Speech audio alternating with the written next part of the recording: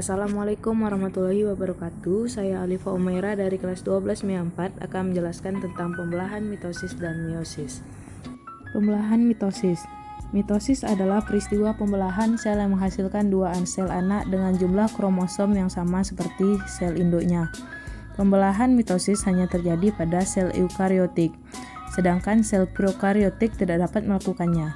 Alasannya karena sel prokariotik tidak memiliki nukleus atau inti sel, membran inti sel, dan mitokondria, sedangkan mitosis memerlukan organel-organel tersebut. Proses pembelahan mitosis terjadi di semua sel-sel tubuh atau somatis, kecuali sel-sel kelamin atau gamet. Pada tumbuhan, pembelahan mitosis terjadi di jaringan meristem, seperti ujung akar dan ujung tunas batang.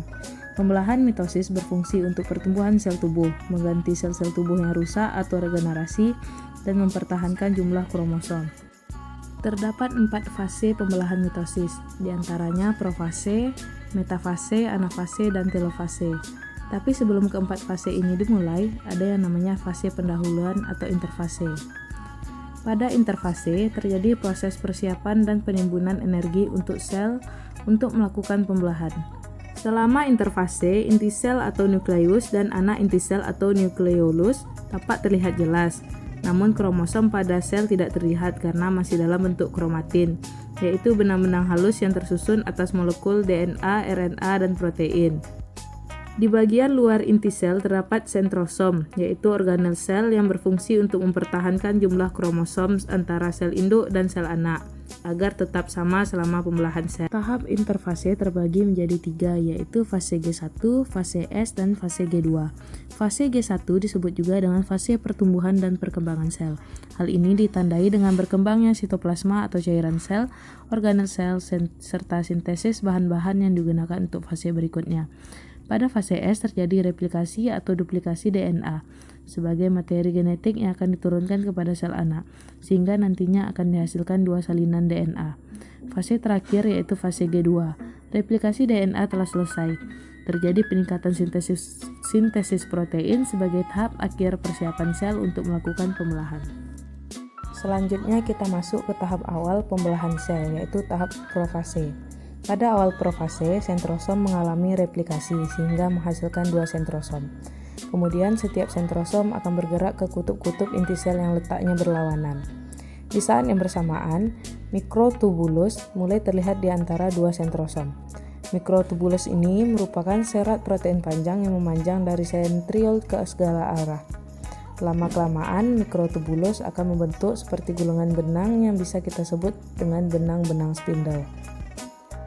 Di tahap ini juga benang-benang kromatin mulai mengalami penebalan yang kemudian membentuk kromosom. Di akhir tahap profase, nukleus dan membran inti sel mulai menghilang. Selain itu, sentrosom telah sampai di kutubnya masing-masing. Selanjutnya tahap metafase. Pada tahap ini, nukleus dan membran inti sel sudah tidak terlihat. Masing-masing kinetokor pada sentrometer dihubungkan ke satu sentrosom oleh benang-benang spindle. Kemudian pasangan kromatid bergerak ke bagian tengah inti sel atau bidang ekuator dan membentuk lempeng metafase. Posisi kromosom yang terletak pada bagian tengah inti sel ini membuat jumlah kromosom dapat dihitung dengan tepat dan bentuk kromosom juga dapat diamati dengan jelas. Selanjutnya adalah tahap anafase, ditandai dengan pemisahan kromatid dari bagian sentromer yang kemudian membentuk kromosom baru. Masing-masing kromosom ditarik oleh benang-benang spindle menuju kutub yang berlawanan. Jumlah kromosom yang menuju ke kutub yang satu akan sama dengan jumlah kromosom yang menuju ke kutub lainnya. Pada tahap akhir anafase, kromosom hampir sampai ke kutubnya masing-masing. Selain itu, sitokinesis juga mulai terjadi. Sitokinesis merupakan fase pembelahan atau pemisahan sitoplasma, organel, dan membran seluler. Tahap akhir pembelahan mitosis yaitu tahap telofase. Pada tahap ini, kromosom telah sampai di kutubnya masing-masing. Benang-benang spindle mulai menghilang dan membran inti sel juga mulai terbentuk di antara 2 kelompok kromosom yang terpisah. Kromosom semakin lama akan menipis dan berubah menjadi benang-benang kromatin kembali. Kemudian sitokinesis telah selesai. Sel telah membelah dan menghasilkan 2 sel anak dengan kromosom diploid. Selanjutnya adalah pembelahan meiosis. Meiosis atau pembelahan reduksi merupakan suatu pembelahan sel yang menghasilkan sel anakan dengan jumlah kromosom setengah dari jumlah kromosom sel induk. Pembelahan tersebut sangat penting bagi suatu organisme yang berkembang biak secara seksual, yakni di dalam proses pembentukan gamet. Pengertian pembelahan meiosis ini merupakan suatu proses pembelahan yang memiliki sifat reduksi yang tujuannya itu untuk menghasilkan gamet. Pembelahan meiosis tersebut disebut juga sebagai pembelahan reduksi, disebabkan terjadi pengurangan terhadap jumlah kromosom diploid menjadi haploid. Pembelahan meiosis tersebut terjadi pada sel penghasil gamet seperti pada organ kelamin jantan dan betina. Meiosis ini dibagi menjadi dua pembelahan nukleus, yakni meiosis 1 serta meiosis 2. Perbedaan meiosis 1 serta meiosis 2 ini adalah adanya suatu pindah silang serta penggandaan kromosom. Meiosis 1 terdiri dari 4 fase. Profase 1. Membran inti mulai rusak menjadi bagian-bagian kecil atau fragmen dan terbentuk gelondong pembelahan. Benang-benang kromatin memadat menjadi kromosom dan kromosom homolog berpasangan. Terjadi pindah silang atau pertukaran segmen molekul DNA yang sesuai di antara kromatid non-saudara. Metafase 1. Kromosom berjejer pada bidang pembelahan. Anafase 1. Kromosom homolog memisah dan bergerak ke kutub-kutub yang berlawanan. Telofase 1. Kromosom homolog memisah dan bergerak ke kutub-kutub yang berlawanan. Membran inti mulai terbentuk kembali.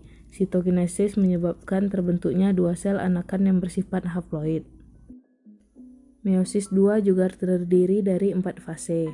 Profase 2. Membran inti mulai rusak menjadi bagian-bagian kecil atau fragmen dan terbentuk gelondong pembelahan. Kromatid mulai bergerak ke bidang pembelahan. Metafase 2. Kromosom berjejer pada bidang pembelahan. Anafase 2. Kromatid terpisah dan bergerak ke kutub-kutub yang berlawanan. Telofase 2. Nukleus terbentuk. Kromosom terurai membentuk kromatin dan sitokinesis terjadi. Baiklah, sekian dari saya penjelasan tentang pembelahan sel secara mitosis dan meiosis. Terima kasih. Assalamualaikum warahmatullahi wabarakatuh.